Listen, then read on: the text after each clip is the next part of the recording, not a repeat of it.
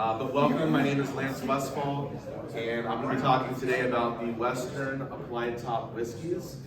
There's a lot to cover. There's probably thousands of hours of content if I really got into it and tried to cover even just half of the John L. Thomas book. But I'll do my best here in about 40 minutes. And at the very end, it looks like some people have already began the toast, but we're going to have a special toast at the very end of the presentation. So many of you have probably dug bottles, found bottles, or in some cases like me, I feel like the bottles kind of found me. And my dad, Larry Westfall in the back, is really to thank for that. He's always collected stuff, all sorts of different things, from stamps to baseball cards, coins, marbles, you name it. But one of those things that he always collected was old bottles. And we had relatives on the East Coast who had given him a Dutch onion squat bottle. And I remember as a kid going up into the attic, and it was like pirate treasure. The bottle was all crude and had a gnarly top, and it just looked like something like a pirate drank and chucked off the ship. And I remember that bottle being ingrained in my mind. So fast forward to a time where I was about 10 years old, my brother Kevin, a couple years younger than me, we were down in our canyon in Scripps Ranch in the area of San Diego, and we were looking not for bottles, that wasn't even on our radar. We were looking for lizards and snakes and frogs, and my mom had finally given us like the clearance to say, like, you guys just get out of the house, like leave me alone and go explore the canyon for a few hours. Disappeared. So we did, and we had walked across this little creek down into a canyon. There's a pretty steep ravine, and there were some trails leading to it, and all of a sudden, we're all like astonished, and we're looking at this hillside and this steep ravine down to this creek, and there's broken glass everywhere. All different colors, it's all iridescent. So we get sticks and we start poking around, and my one friend says, I found a Coca-Cola bottle. It was a Hobble Skirt Christmas Coca-Cola, and from 1923, and we thought that was like the coolest thing. And I found a horseshoe, there's barbed wire. So we kind of knew like, oh, there's old stuff here, this is really neat, but we didn't know anything about it, or how old it was, or rare, or historic, or valuable. And so that kind of got me hooked a little bit, and we showed my dad, and my dad was like, oh, I know what you guys have been up to. You've been down to the old bottle dump. And we said, You got an extra 20 minutes to talk. thank you, perfect. So we're like, what do you mean bottle dump? Like, yeah, there was like broken glass and stuff. He goes, no, you guys don't know the half of it. He's like, I've been down there before, and if you dig down about a foot or two, you'll hit these pockets of glass where there's literally more bottles and old trash than there is dirt. And it's where this family, this ranching family, the Scripps Davis family nowadays that raise horses, used to take their ranch hands and they take their stagecoach down this trail and they dump it down this steep ravine. So we started like, pounding my dad, you gotta take us, let's go, let's go. So we arm up with shovels and picks and, hose and claws and you name it, backpacks. And before you know it, we started going like, every day one summer when we were about 10, 11 years old. And we loaded up on Cleat Club bottles and beer bottles. A lot of it was 1920s Coca-Cola bottles. I found an apple green Christmas Coca-Cola that was really neat. And we found, all the usual trinkets, marbles, doll heads, all kinds of, little coins and tokens. So that got me hooked. So the bottles found me. Fast forward, I was hooked from a young age. We joined the San Diego Antique Bottle and Collectibles Club. And then I paired up with people like Matt Lawson and Andrew and Ned. And we've been on some pretty special digs where one of those there, I'm holding a Lilienthal bottle that we dug kind of on the Central Coast. You find bitters bottles along with other liquor like a Castle flask there in the center. That was a pretty amazing dig. And then the other photo there, just a sample of, that was a Southern California dig from an outhouse. And all kinds of different beer bottles, liquor bottles, there's flasks, there's medicines, you name it. So I've been hooked from a pretty young age. Right before I moved to San Francisco in 2007, I was a big soda collector, and I love the sodas, but I started acquiring a few whiskeys, and I ended up really just being drawn to the whiskeys. I like larger size bottles, and got hooked up with a couple good ones, and before you knew it, I was like full steam whiskeys ahead. So, as many of you know, some of the whiskey bottles can be pretty pricey, and so I had to start parting with some of my beloved sodas to start picking up whiskey bottles. There's what's called a mid-crown cutter. In this photo, it's got the crown right in the center. It's the one right here. Found that with Andrew and Ned in San Francisco on a really amazing dig. And I ended up with that bottle after we kind of, flipped coins and did a split. I remember taking it back to San Diego, and at the time, I think when we dug it, it was a neat bottle. I knew it was nice and mint, but I fell in love with how whittled it was, and I was like, hook, line, and sinker into the whiskeys. So since then, green is my favorite whiskey color. I think most whiskey or Western collectors love the color green. I share that in common with Dale here in the front, and was able to finally pick up a green Star Shield cutter there in the center. It took me about 12 or 15 years of looking for one before I finally got it. So that's one of my favorite bottles. And then there's a nice McKenna's bourbon there that's in my dad's collection. And it's not the rarest whiskey, but it is super, super crude. And I'll get into my talk about some of the characteristics and things to look for in Western whiskeys. So what's to like? Many of you that do collect whiskeys have this book, but I've talked to a number of people on Facebook that don't have it, that are getting into whiskeys. You need it. This is literally the Bible when it comes to applied top early whiskey cylinders and flasks. There's so much great content here. You've got great photos, there's advertisement pictures, there's stories. And I'm not going to go into tons and tons of detail about the history of the bourbon or how it was made or the story of all the cutter bourbons. It's all right here in this book, and you absolutely need it. But in the book by John Thomas, there's a lot of correspondence letters between him and Bill Ham, and they start talking about, well, what makes a whiskey really rare or different or desirable? And like Steve's presentation on the ammonias, there's a lot of differences between the whiskeys. There's different sizes. Many of them come in a fifth size, a 5-gallon container. Kind of like you see over there with that bottle that's labeled that we've been pouring bourbon out of. That's a fifth size, about 750 milliliters, or a fifth of a gallon. Some of them are a little bit smaller, a 6 size. Some are even a little bit smaller than that, more like probably a seventh or an eighth of a gallon, almost like a pint. And then you've got different shapes. You have flasks, and then you've got the cylinders. And the flasks come in all different shapes and sizes. There's half pints, pints. There's kind of a size that's between a pint and a quart. You have shoe fly flasks. You have coffin flasks, union ovals. So there's many different shapes just amongst the Western early flasks. And then you have things like the many different colors. Aqua, green, red amber, orange amber, yellow, neon green, you name it. They come in all different colors, as you can kind of see on the ones in the display there. On the top, you have ones that are literally hard to see through. They can be kind of a puce dark amber to chocolate, all the way to kind of a glow-in-the-dark Western neon green.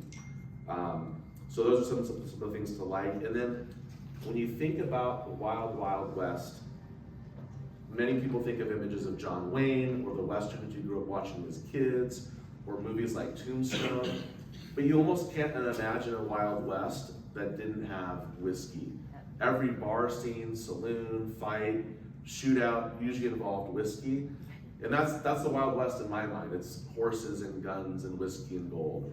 And so nothing really embodies the West more than a Western whiskey. I think that's why many of us not only love the bottles, but it's the story behind the bottles and the part of the Wild West history that whiskey was front and center with.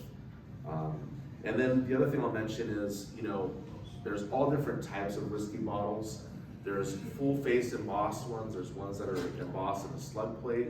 There's ones that have monograms or abbreviations. There's ones that spell everything out. And then one of the neatest things is the bottles that have the pictures. And again, if you think about a cowboy or a rancher or an old miner walking into the saloon, some of them could read really well and others were pretty illiterate. So you can imagine some miner coming into the old saloon, and at that time maybe they didn't have any coins, but they probably had some gold dust or some nuggets that they mined that day, and going up to the bar and saying, "Bartend, I want a shot of that whiskey. I want the one with the horse on it. I want the one with the tea kettle, or that Star Shield looks pretty cool. Give me some of that." And in exchange for that pour of bourbon, they produce from their pouch that gold dust. And some bartenders, if they had big enough thumper claws, or, paws, they'd get in there and they'd reach for that gold dust in exchange for the whiskey. So, that's kind of how the story goes, or the image in my mind of how that trade and interaction went down. I mentioned the full face whiskeys and bourbons. There's some pretty nice examples here that represent that. You've got a McKenna's and a chocolate amber, an OK Old Bourbon Castle whiskey, kind of in a nice medium dark amber, a Pride of Kentucky, and a yellow olive, and then a J.H. Cutter there. It's a dark olive one that's on my left. And there's actually one right here. I was fortunate enough to dig this one with Andrew and Ned in the East Bay, and it's really, really dark. It's like a dark tobacco, chocolate amber. Bruce Silva would call it an espresso, I think. It's kind of hard to see through, but really important bottle. These are acquirable without breaking the bank. You could probably find an example for 400, 500, 600, 700 plus in amber. They get a lot pricier as you go into yellows and greens. They come in all different tops, but what makes this bottle special, some of us refer to it as the granddad or the granddaddy of Western whiskeys. It is the first Western blown embossed whiskey container. There's a variant patent fifth, which is much earlier, but it was blown in the East and shipped to the West. But this J.H. Cutter Old Bourbon was the first one that was blown. And sometimes they have these big, huge tops like this that are kind of tapered. Other times they have kind of a barrel top, like you see on this Star Shield Cutter. Some of the tops are more of a standard top. So within that first bottle, you've got all different tops, and these come literally from this dark, almost, non-transparent amber to screaming green. And they kind of represent all the primary colors of the early whiskey. So that's an important one there, being one of the first whiskey bottles and the first one that was Western blown in a cylinder container. What to look for? So I mentioned a lot of the characteristics that I like about whiskeys that draw many of us to the Western whiskeys. And this is kind of a copy out of Thomas, but I've modified it slightly of what to look for. So this is what maybe separates, a $100 example from a $10,000 example. Rarity is key. There are bottles out there like the Laurel Palace, that there's one mint one known and one with a sawed-off neck that's been repaired, or the Aqua Tea Kettle, where there's one mint one, it's kind of an aqua clear, and there's, I think, one repaired one. So, if you ever have a shot at one of those and it's on your want list and you've got deep enough pockets, it might be your only shot. There's literally one known or one damaged one known. Age is significant, right? So some of us can be a little bit snobby and we want the 1870s fifths and not so much the 1880s or 90s fifths. Typically, the older the better. It can play a little bit in the value of whiskeys. Probably the most important in my mind is color. As you can see with the tea kettles in there and those Star Shields on the top, an amber one might run you for a Star Shield cutter around $300. Add a zero at least if it's a green one. I mean, that can be the difference. And a lot of that is the eye appeal, but also the rarity. Ambers and different colors and shades of brown tend to be more common. And then you get into your yellows, they're that much tougher. You get into your olives and greens, and they're really, really, really tough to find in that color. Condition, just like any bottle, is crucial. You could have a California Clubhouse that's mint, and it would be a huge investment grade bottle. But maybe you can find one that has a repaired neck or some sort of repair that is more affordable. So condition is absolutely crucial. The liquor firm agents, Cutter's probably far and away the most popular whiskey brand. You have Jesse Moore, Lilienthal, Miller's, Chevalier, Livingston. There's a bunch of different big firm names that are popular. So some guys and gals like to collect certain companies. I've really fallen in love with the Cutter bottles. Those can be fun, and that's a whole collection and a whole lecture in itself. What's on your shoulder? Yeah, show your shoulder. Oh, yes. So I got a tattoo of JF Cutter Bourbon on my arm. Awesome. When I was honeymooning in Maui years back, and my wife at the time, Bree, always saw me drawing pictures of it, like, you know, on the airplane I'd be drawing, and she's like, "You should get that tattoo." No. But finally I gave it. I thought that might actually be not the worst idea in the world. So, you know, I live with it. But yeah, so I kind of love the Cutter bottles, you could say. Shape and size are important. I mentioned on the cylinders, there are ones that come in a 6th size, like an Evans and O'Brien, Thomas Taylor, Jockey Club. And I've got a picture of those coming up in the following slides. And then same thing with the flasks, right? There's some people that really love the half pint flasks or the pints, but it's just, you know, one thing that makes one different from the other. And then this is an important one. History of the bottle. I thought it was pretty cool last night during the shootout to hear Dale and Lou and Steve and others talk about how they acquired that bottle, where it came from. That doesn't necessarily affect the value tremendously, but man, it sure separates one bottle from the next one. If you see a bottle on a table and you say, "Oh, how'd you find that bottle?" Or "Tell me the story." "Oh, I don't know, I have no idea." It doesn't really get into your imagination. But when you've found one yourself and you pull it out of the ground, or you know a good friend or someone that has an amazing story behind it, it really separates it from the pack. And it's that history that's tied to the bottle that makes it much more unique and memorable. The type of embossing can be important.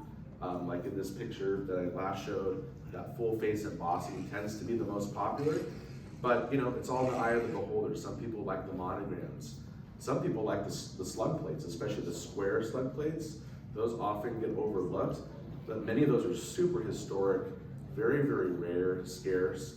And then the pictures. The pictures are also, you know, if it was really a popularity contest, full face is nice, but if it's got a lot of embossing and it's got a horse on it, or a bear, or a tea kettle, or a crown, or a fleur-de-lis like the SHMs, those are really hard to beat. Western blown versus Eastern or German connection. Most of the fists in this book, I'd say 80% are Western blown. But Tom Quinn wrote an article called The German Connection, where a lot of the bottles that are, I mean, some can be screaming red or oxblood red, and they can be even kind of a golden amber, but most of them have a strong, predominant red tone in them. The theory is that they were blown in Germany for the US market, for the Western market. So there's companies like Roth, and there's Fankhausen and others that blew these bottles in a red color from the 1890s, even late 80s, up to the turn of the century. They're really pretty. They tend to be highly whittled. If it doesn't have whittled, it's actually kind of an anomaly. And some of them are hammered to death. They have so much whittle. Germany also blew bottles in clear. And then I've not really seen any whiskeys, but there are beers, quart beer bottles, pint beer bottles, and split size that can be a green that were also blown in Germany. And if you look for that whittle, and you start to kind of study the glass, it starts to stick out.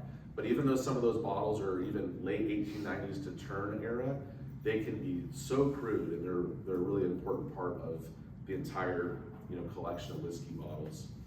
And then that leads me to magic words. I think that's what Thomas calls it, but something to that effect.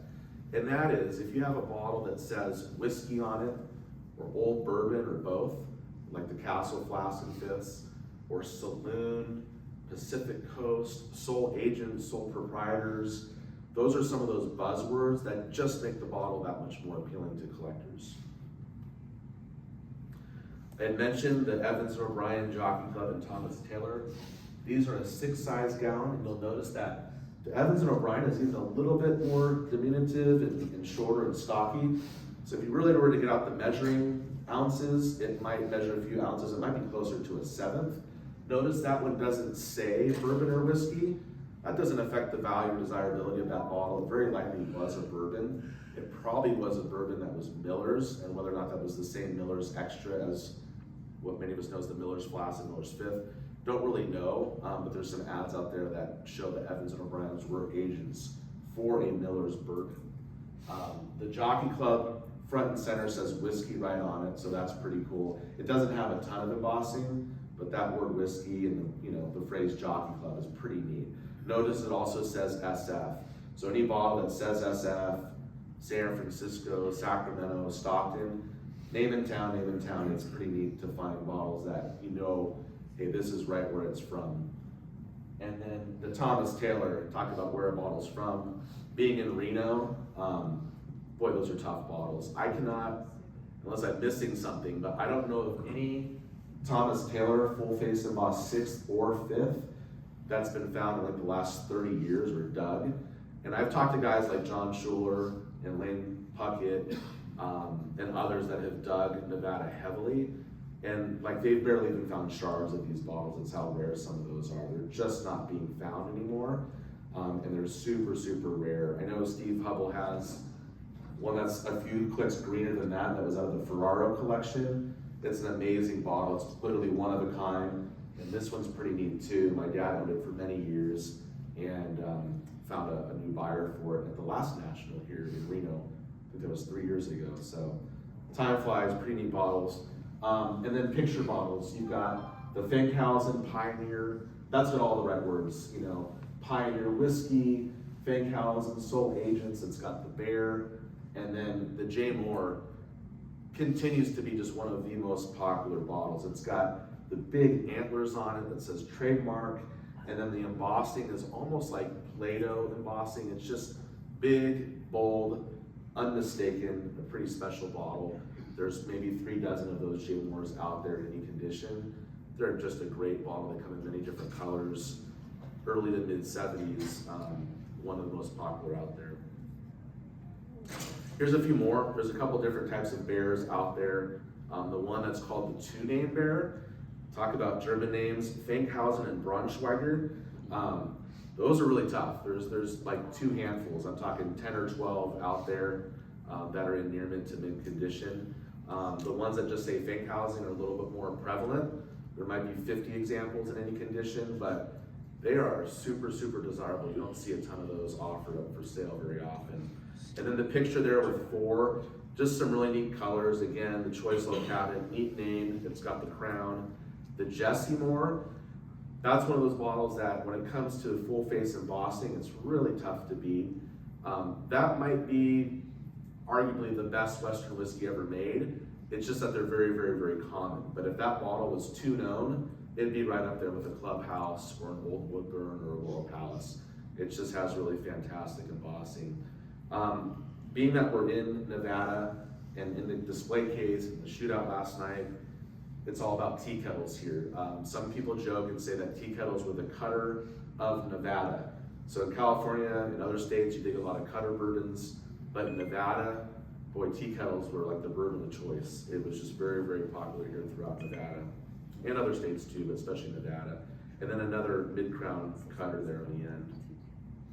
I'll keep this one short. Words of wisdom and warning.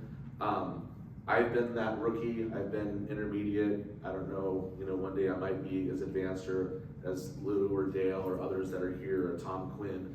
But it's a growth process. And I'll just say there's a couple key things that you should know. Some people jump right in, and that's great. I jumped right in. I was very enthusiastic. Luckily, I didn't have the kind of money to start chasing the top 25 whiskeys out there. So I just started with buying some cutters and slowly progressing. But do not overlook the people in this room, the dealers at the tables, the people online that are in the Facebook groups, the auctioneers like Andrew and Jeff. There's a tremendous amount of knowledge, and I was very lucky to have a few folks in San Diego, like Rick Hall and John Lawson, who schooled me on whiskeys. I see Roger in the back. Roger Terry started up a whiskey blog, and I'll show that coming up here soon. There's so much knowledge out there. Just don't be afraid to ask. There's no really dumb question.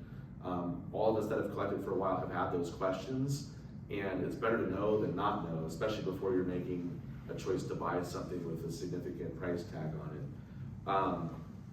Like I said, the Bible of Western whiskeys is right here. If you have that, a good circle of friends that you can ask questions, and just go introduce yourself, make friends, ask people the questions that you have, or if it's a good buy or what they think. And then there's the whiskey blog that it's kind of died down. It's under a new website name. There it is. I can hopefully share out this slide presentation on the Federation site after the weekend. But it's still live and kicking to a degree. There's so much great content on here. It looks like this, and that's a picture out of Dennis Bray's collection. Talk about some heavy hitters. There's a green olive gold dust, the California Clubhouse there in a dark amber, a Thomas Taylor Fifth from Nevada, Virginia City, and the Kentucky Gem in a circle slug plate. Those are 4 of the best top 10 Western whiskeys right there, and really nice examples in great different colors. But on this blog, there's articles on all kinds of stuff. So Roger kind of started the party and said, I'm gonna start sharing some history, some early advertising, and talk about all these bottles. And there's probably just as much, if not more, information on that blog site that's in this whiskey book here. So that was quite a bit of fun when we used to have a lot of comments going, but again, a great reference resource. I'm not gonna walk through all these digs. Steve showed a really good one with the Gary Venturini and Kenny Gregg dig in Santa Cruz that produced all of those different shoulder crown cutter flasks, JF cutter flasks. I think there was roughly a half dozen of each, plus squares, plus ammonias. I don't think they got too many fifths out of that hole, but that was probably the greatest Western flask dig of all time. There's a famous tea kettle hole here in Nevada. I believe Jerry O'Done, others might have been involved with that dig. At one point I heard something like 100 plus tea kettles came out of it. I've also heard it was 27. Regardless, there was, dozens of tea kettles that came out of one hole, and I heard they made their way to the show and lined them all up on a table, and there was just like all different colors and different style tops. That's one of the greatest whiskey digs of all time. I mean, just digging, I've been lucky enough to dig one whole tea kettle, and that was a special moment. But to dig dozens of them, I mean, that is next level dreaming right there. There's a famous Gold Hill, Nevada barrel pit that Marty Hall and some others were involved with. And again, I don't have all the stats or exact bottles behind it, but there was Miller's flask and Lilienthal cognac flask. There was JF Cutter Star shields, all kinds of stuff that came out of that. We talked about the Santa Cruz dig. Andrew, Ned, and what was it, Bob? They got into pretty, I called it the Gold Dust Corral. They might have a different name for it, but what was it, 7, 8 gold dusts in one pit? 7, yeah. I mean, that's just unreal, totally unreal. I've dug broken ones, but I've never dug a whole gold dust. So to dig 7 in one pit, where there's a bottle of 40 now, well now there's closer to 50 thanks to Andrew. So those are pretty amazing top 25 whiskeys. There was a famous California Clubhouse dig out of Nevada. I think it was 2 brothers and a friend, and they found not 1, but 2. So very Hall of Fame worthy to find 2 clubhouses in one dig. Pretty productive day right there. In Southern California, John Lawson knows the story well, but quite a few Millers came out of a hotel hole.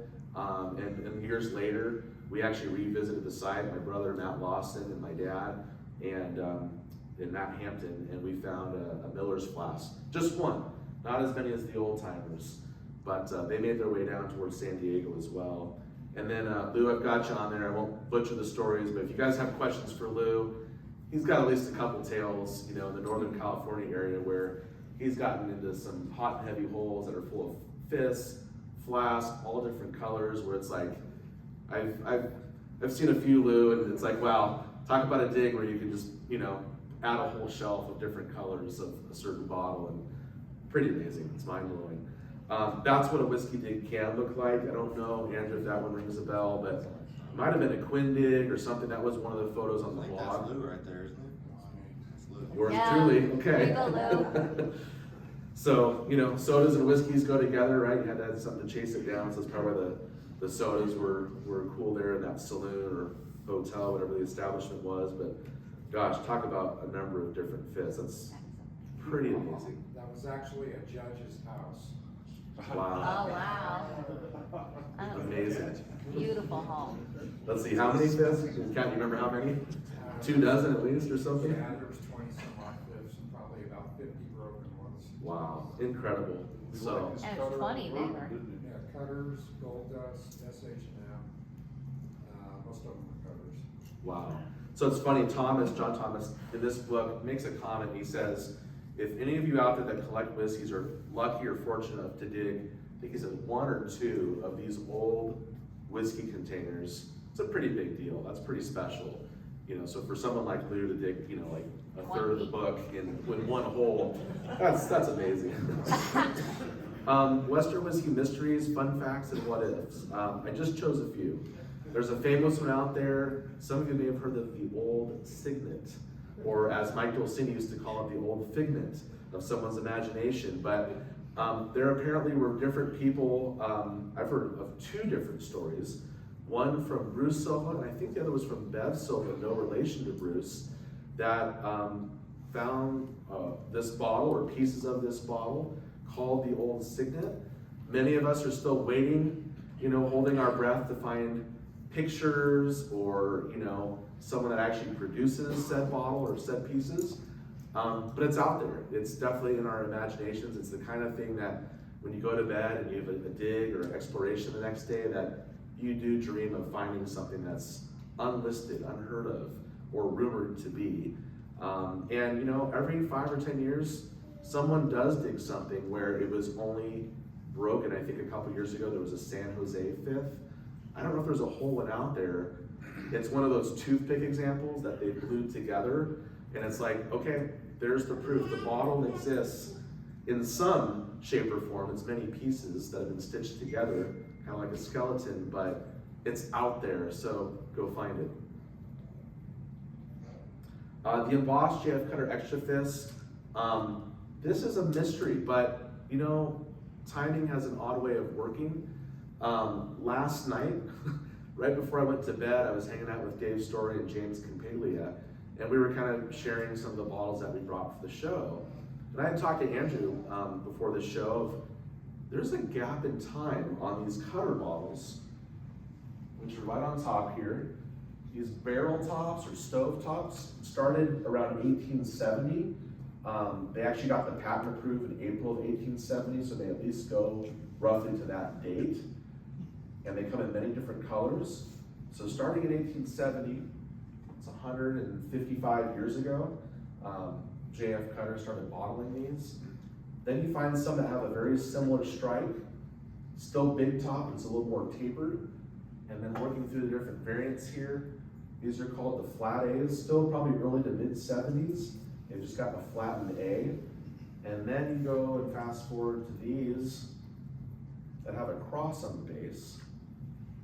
They have curved R's, those bubbly, Play-Doh-like Western curved R's that are a signature of the Western glass houses. In this case, San Francisco Pacific Glass Works.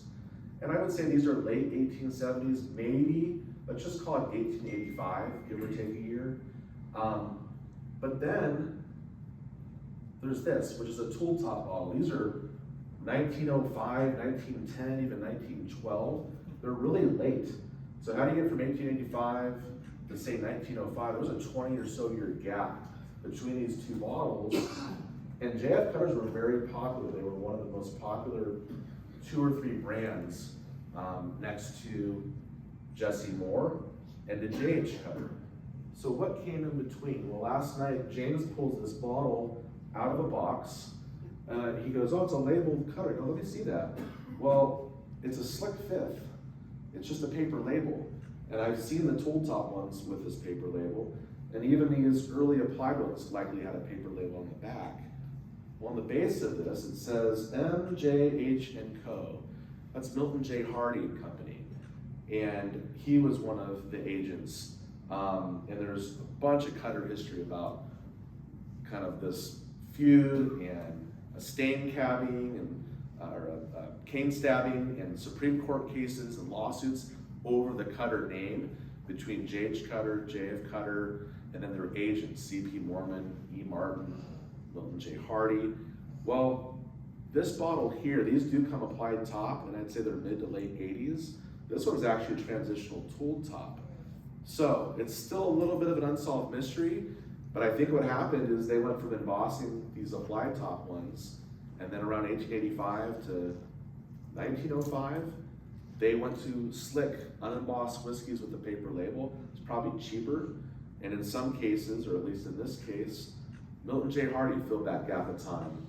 So I think we can say the mystery is at least solved, maybe in the later 80s through part of the 90s. Pretty interesting, because there's a lot of these out there. It's like, I don't know exactly what happened, but JF definitely came back with a bang with those tool top fifths. They're super common. So that was one that was a total mystery to possibly solve just in the last 24 hours. Yay. There's a color run that I've built over the years. That's a lot of what I have left is my personal fifth collection. Having kids is not cheap, so I've parted with a lot of my better whiskeys that now reside with my dad or in different friends' collections. But I'm still pretty happy with the cutters. It's one of those bottles that if you're starting out, cutter's probably the way to go. Everyone has them and everyone loves them. Even the most advanced seasoned collectors, we all love the cutters. They come in many different colors. There's many different variants for a period of decades that they were made. And they go from, again, kind of a pucy chocolate all the way to grass green. I talked about the different variants up here. One photo shows kind of the earlier, cruder variants with those big barrel or stove tops. They often have shorter necks and very crisp embossing. And then the picture here to my left are the cross-base variants, the latest applied top variant. Thomas calls them variant 4. And again, those are probably late 70s up to mid 80s. They're really tough to find in color. They're usually just amber, so to find one that's extremely dark or a yellow or a green is no small feat. Here's something that's another mystery. How many of you have been to the grocery store in the last 10 years, right? Prices have gone way up, but packages, boxes, things get smaller. Hershey bars, they're about as thin as a dime now. Cereal boxes that used to be 16 ounces are now 14.2 ounces, right? I've seen like Coca-Cola cans and things, they have the mini little size now. Everything is like shrunk in size, but it's the same or more to buy it. Well, you don't have to go, you go way, way, way back in time to the early to mid 1870s with the cutter whiskeys. And I stole this off the whiskey blog. Roger wrote this up and did a little test. There's bottles out there called shoulder crown cutters. There's 3 of them in the photo. One of them is by A.P. Hotaling, the biggest, probably most famous liquor agent from San Francisco. And the other 2 are from E. Martin and Company. And the E. Martins have 2 variants. There's one that's very, very rare, that's early 70s. And there's only about maybe 5, 6, 7 known. They're incredibly rare bottles. And then they made one that looked just alike, but it has a little circle embossed in the back shoulder that says OK Cutter Whiskey.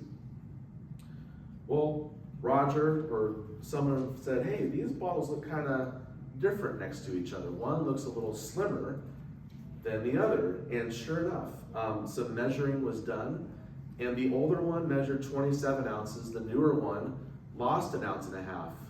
And you might think, oh, no big deal, 1.5 ounces, that's like a shot.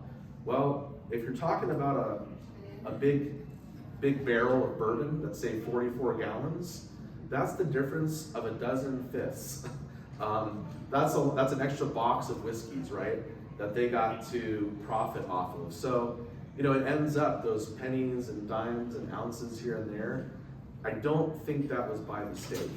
It's definitely why companies do it today to make more money, but I think even then they had their minds on a little more, or a lot more profit. A little more display show and tell. I talked about the Granddad Fifth there. One of the most famous Western whiskeys is, you might hear people say circle cutter. What's a circle cutter for those that don't know? Well, they're in this circular mold here that was cut out, and they say J.H. Cutter Old Bourbon. They have a crown, and then it has the agent's name, A.P. Hotaling and Company, sole agents. This is the second variant. The first variant is smooth on the back. They're a 4-piece mold, and then they said A number 1, right? Like a choice top of the line bourbon. And there's many different variants that the book talks about, probably 5 or 6 that have different styles, thickness, thinness of embossing, but they all have the crown. They all say J.H. Cutter Old Bourbon. The earlier ones say sole agents. The next ones say bottled by, and those come both applied and tooled. And they just kept making those bottled by ones up through past the turn of the century. So JH Cutter, very, very long run, and they've brought it back. The bottle that's over labeled, the tall one by the water cooler there, I think it was Old Potrero out of San Francisco, who used to they were owned by Angerstein. They worked with the family and they produced some of those bottles about 5 years ago. We brought one to Reno 3 years ago, opened it up, had a taste of the bourbon, and I saved the empty bottle, but my dad brought a full one for us to sample. So those that are interested in trying some of it out, we do have it on hand here. I've got another Cutter bottle that I'll call out. This one again, JH Cutter Old Bourbon. This is C.P. Mormon and Company, another one of the famous agents. It's got a big barrel on it that says JHC. It's got these cool little seals. Now, you look at this one, it's got a little shorter, kind of a funky style top. We brought this one to sell if anyone's interested. This was likely blown on the East Coast or maybe Midwest. Still a really neat bottle, important piece of the Cutter history, but not necessarily blown in the West. It's got these fancy little curly tails in the back. It says Cutter Whiskey with a KY. You'll notice that whiskey sometimes has a KY, a KEY. There's different theories on it. I've heard that the KY version is Kentucky. It's also how you spell Scotch whiskey. And then some of the bottles say KEY. We talked about the Jesse Moore, very, very popular bottle. They come in all different colors. Yellows and greens are really tough. And there's a few different variants. This is actually, after the J Moore, the first one that was made. It is not air vented, but the one that's more common has a little dot right between the antlers that you can feel and see, and it has a matching dot in the same place on the back shoulder, which is when they brought about air venting. Those ones have stronger strikes because that air venting got into the mold and helped the embossing really breathe and pop out. I brought one here. This one's a little bit shorter, fatter, almost resembles a quart. I think it still would measure out to a fifth because it's shorter, but this is a Simmons Nabob. There's ones that say Nabob. There's a similar style that says Thistledew. And then Simmons Nabob put out one with a Sultan who's like lounging on a chair smoking a hookah. Talk about embossing. It's one of the neatest, like you would never think that they would emboss something like that, but they did. A really cool pictorial Western whiskey.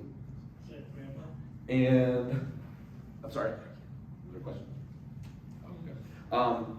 I only brought one flask. My dad, we were planning to bring some Wormser flasks for the competition show and tell, but you can't have Western whiskeys without the flasks. The flasks are so awesome. They come in so many different styles. So if you like different styles, flasks might be the way to go. The fizz can kind of look like, a bunch of soldiers lined up, but the flask can be coffin flask, shoe fly flask, all different sizes. This is I sometimes refer to these as castles made of sand because sand was used in the glass blowing process. And this one here, Old Bourbon Castle Whiskey, Chevalier & Co. There's that magic phrase again, sole agents. And these are really rare. There's, maybe 12.5 examples out there in different shades of amber, yellow, and olive. And they come in different tops too. This is a double roll applied top. They also come in a single roll applied top. And many of the Western flasks, like the Miller's flasks, same thing. Single roll, double roll. Some guys have their preference. Some guys say, I'll take both. It all just depends, We all have our favorites. Usually our favorite bottle is the one that we just most recently picked up. So those are some of the bottles for show and tell. And then here's just a couple pictures. This is on my dad's collection. That top row there are Lilienthal and Company, another big, big liquor firm in San Francisco. If you're driving on, what is it, Andrew? Franklin or California? I think it's California Street. What's at that intersection? There's an intersection, and there are Victorian mansions on 3 of the 4 corners that are still there. But I believe those corners were all of your liquor barons of the day.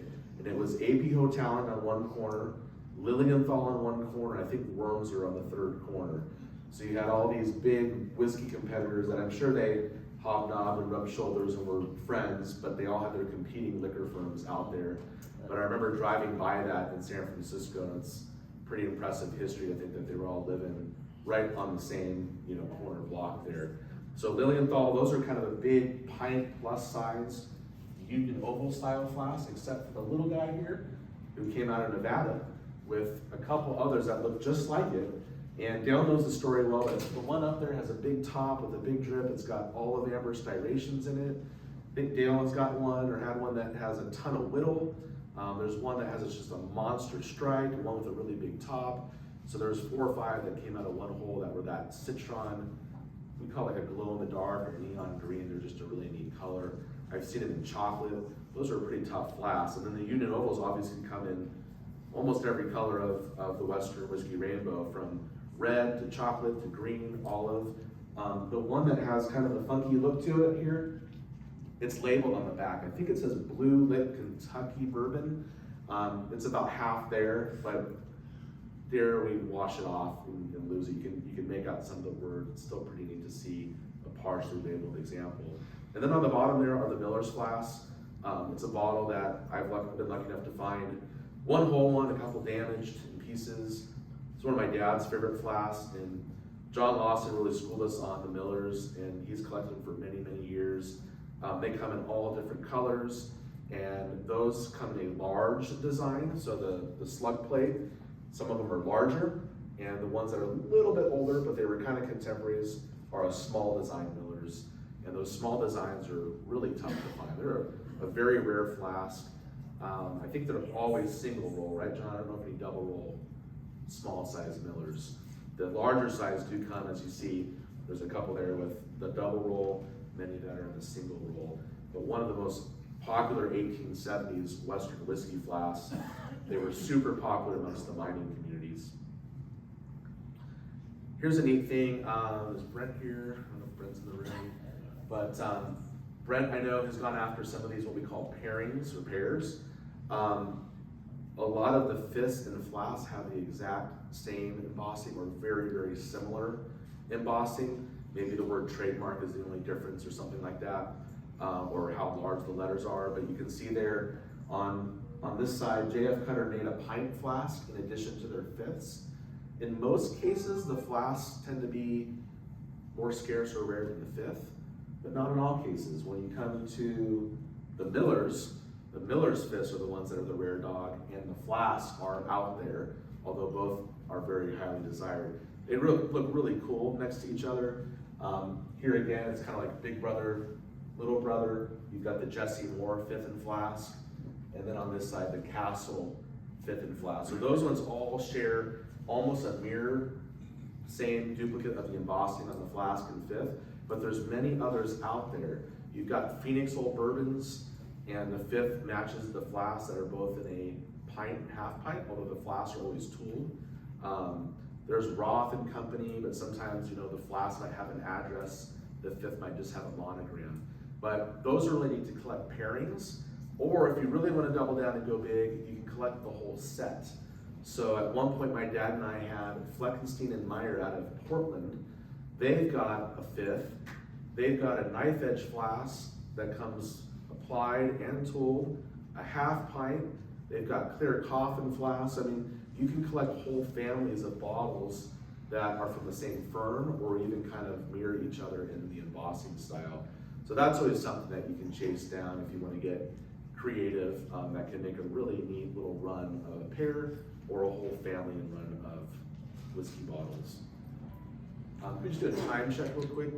10:37. Okay, I'll wrap this up quickly. Into the future, I don't have a crystal ball. If you do, let me know.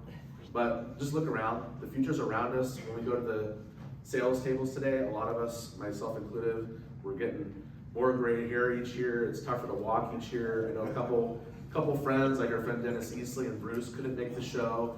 You know, there's people out there dealing with health issues. But, you know, we are the future in terms of the now, but also the seeds that we plant, the new collectors that we, you know, help them out. Give them a bottle, you know, give them a good deal. Share our knowledge, you know, and as you pass down the bottles, we're just temporary stewards of these vessels, as cool as they are. A lot of it is about the relationships and the friends. I think we got a pretty strong hobby. The Federation's doing a lot of great things. It's cool to see Andrew with his new auction house. So the show will go on. It is different. I know a lot of bottle clubs have dried up over the last few years, but there's a really kind of vibrant community on Facebook. There's different Facebook pages. where people can share pictures and info and ask questions and get all kinds of answers from the experts. So just rely on each other, make it a good attempt to just keep passing the torch to the next generation. And that leads me really to kind of a little bit of a somber note. We've lost a lot of Western whiskey collectors, really from all bottle categories. And this is a special toast, so I brought some bourbon. Like I said, my dad brought the labeled J.H. Cutter bourbon. Craig donated a bottle of McKenna. You know, there's an old McKenna's bottle, but McKenna's still busting out whiskey. And I think we have one other Las Vegas bourbon. So raise your hand if you want a little communion style cup of bourbon to taste.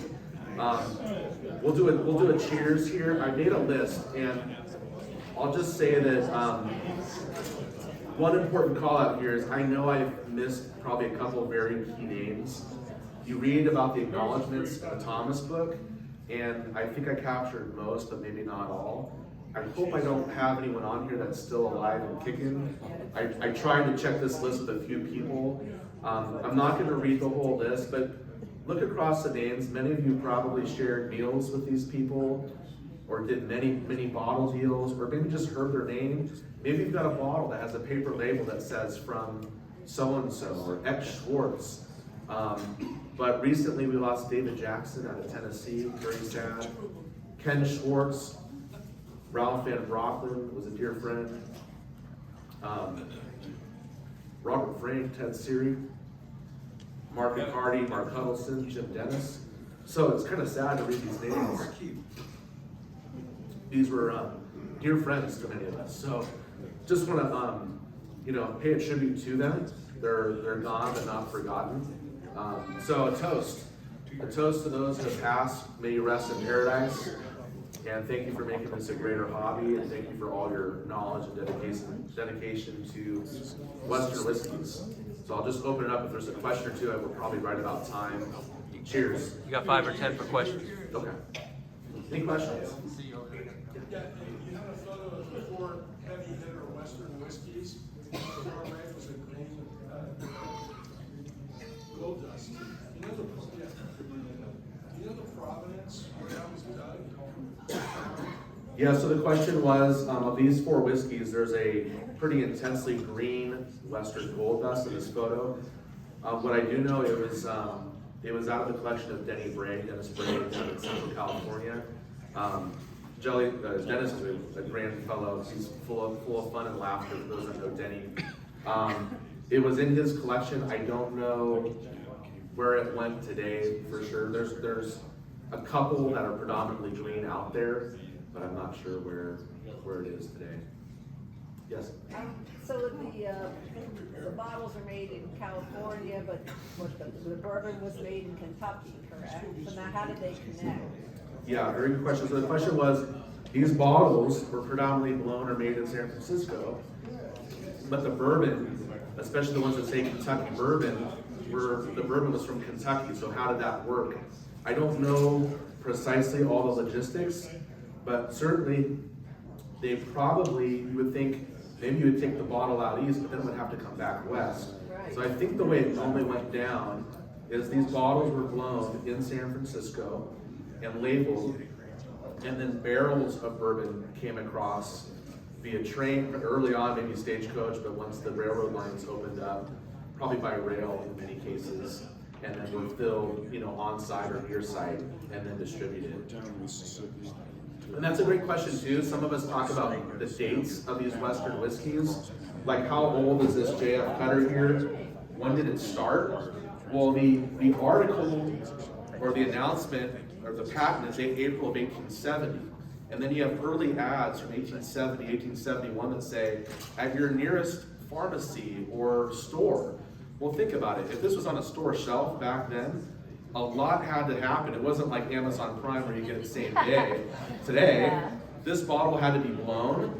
The whiskey had to come over from Kentucky or Cincinnati or wherever, be filled, be labeled, be shipped to the store, so that when they advertised it in the paper or the Chronicle, it was ready on hand in that store, that cylinder, that shelf. So just keep in mind, newspaper dates and ads are very, very important. but they're not the end all be all. They're kind of proof that the bottle was ready and live to go, but sometimes these bottles predate that. Yep, Yeah, if we're from Australia, the FOHBC, where'd that come from? the one with the kangaroo? Yeah, Yeah, so there is a crazy, I should have included it, frown on me. There, wow, there's a kangaroo cutter, what they call it, from AP Hoteling. So these bottles were not just distributed within the West or the US, but I've heard of finds coming way down the peninsula of, Baja California, down to Mexico, all the way over to Australia. I think one of them came out of the Sydney Harbor that was dove for, and there's maybe a couple of those known. I know they're very rare, and they've got a picture of a darn kangaroo. So talk about picture fist. That is one of the coolest, not only whiskeys, but bottles out there, period, in my mind. Was there one other question over here? Yes. Just for the benefit of our Australian guests, there's a famous ditty regarding AP Hoteling's whiskey, which was, if God had burnt the town for being over frisky, why'd he burn the churches down and save Hoteling's whiskey? The Hoteling whiskey warehouse still stands in Jackson Square in San Francisco. And so that's the basis of that famous ditty, and of course he's referring to the earthquake and fire in 1906. And I believe there's still a Hoteling alley or street in San Francisco to this day. So, yeah, these early whiskey pioneers definitely left their mark. Any other final questions? If not, we'll wrap up time, and we've got another important presenter coming up on the Drake's Plantation bitters that were recently made. Okay, that does it. Thanks all. Thank you.